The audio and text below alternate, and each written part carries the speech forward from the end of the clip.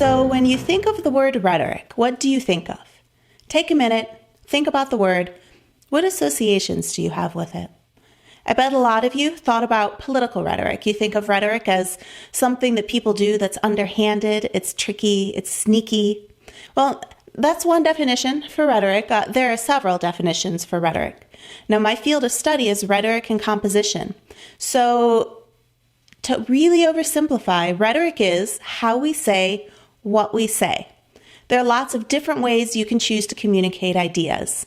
And whichever particular path you choose, that is your rhetorical approach. So for example, if you have, maybe you want to go to a party, right? And you want to tell your parents about this party. Maybe you also want to tell your best friend about the party.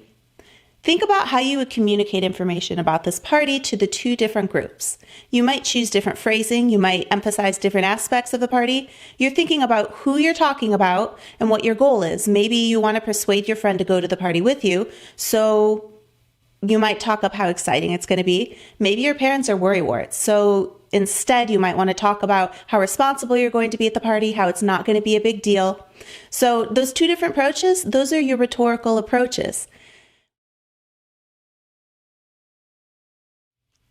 We're also going to talk about ethos, pathos, and logos. Many of you have been exposed to these concepts in other classes. They're core rhetorical concepts. They date all the way back to Socrates. So when we make an argument or when we want to communicate a message, we will use these three approaches in concert in differing levels depending on what we want to accomplish. So when you take an approach that uses logos, you're trying to use logic to make your argument. So you might use a lot of evidence. You might use A leads to B leads to C kinds of arguments. But logos alone is not very persuasive. So you need to add a little something else to the mix. That's when we might think of pathos. Pathos is appealing to people's emotions. You might think about how you can get them excited or how you can get them angry or scared or spur them on into action. And you might use stories to inspire pathos, emotions in them. The third aspect of the rhetorical triangle is ethos. Ethos is your appeal to credibility. You want to think about how you can make yourself seem like someone who knows what they're talking about. There are several ways you can establish your credibility. You can do it through your appearance, through your dress. That's important on video. You can also do it through use of evidence. You notice you also use evidence when you're arguing for logos. The same rhetorical move can do double duty, do two things at once.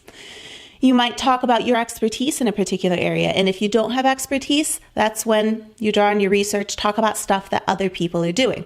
So we will talk more about ethos, pathos, and logos for the duration of the course.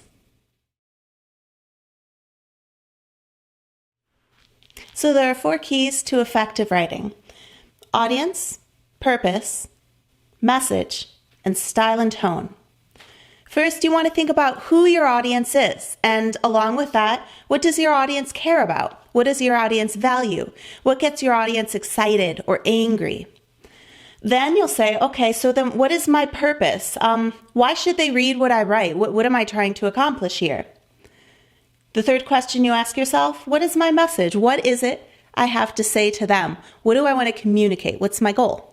And then the fourth question you ask yourself, you want to think about style and tone. Which rhetorical approach is going to be the best way to communicate my idea? So we're going to be talking about all 4 of these questions all throughout the course as you design your YouTube channels. These are the core questions that inform decisions about most aspects of your life. When you're getting ready for a job interview, you think about these questions. If you're trying to persuade your spouse to go to one vacation location over another, you think about these questions.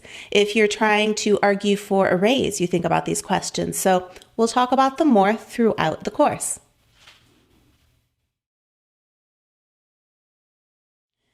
Stories are so fundamentally human.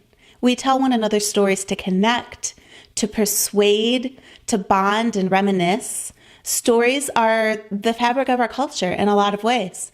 Think about commercials and how commercials tell you stories. And the goal in telling these stories is to sell you a product, but it's also to establish the personality of a brand. Think about Coca-Cola. Many Coca-Cola commercials are designed to make you feel like If you drink Coca-Cola, you will be one of the gang. You'll be accepted. You'll be loved. Coca-Cola is about friendship. It's about celebration. So start paying attention to the stories that you see around you, the ways people use stories to accomplish different rhetorical tasks. Think about when you tell stories and why you tell those stories.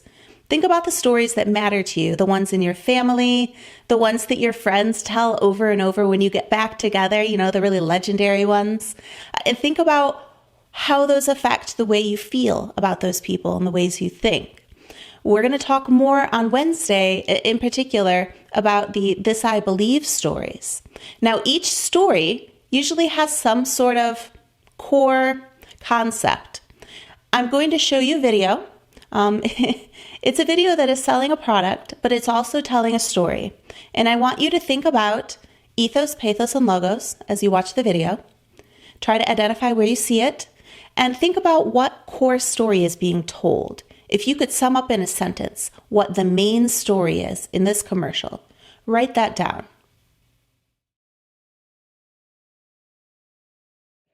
Now for homework, you're going to be writing your This I Believe essay. 1 to 2 pages, single spaced. You're going to write your own version of the This I Believe essays that you read for homework on Wednesday night. You're going to think about what it is you believe, what's really important to you, and what is a story that has led you to hold this core value or this belief. It can be something grand, it can be something relatively minor, but choose something that's really meaningful to you, and perhaps something that you think might be meaningful to someone else. So bring those typed out drafts to class on Wednesday, and we'll talk a little bit more. Oh my goodness, so much kitty. So the whole time I was trying to record this video, this animal was jumping around. I have blankets on the walls to muffle the sound. She got behind the blankets. It is a miracle that this got recorded without the camera getting knocked off the tripod. Now she's sniffing at my mic. So this is my cat Mosey. Here's a story. My husband and I, when we first moved to Columbus, were walking along the Olentangy River Trail, and we heard a little mew mew in the bushes. And I'm like, oh my gosh, is that a cat? And my husband, without even thinking twice about it, dives into the bushes, prickers, right on the edge of the river too, and pulls out this teeny tiny little kitten who'd been clinging to the riverbank. And we were trying to figure out who she belonged to. Probably she was dumped, which is really a shame. I was really committed to not having another cat because we already have 2. But I'm a sucker, and this little face is adorable, so now we have 3 cats, and we are outnumbered. You want to go where you can see.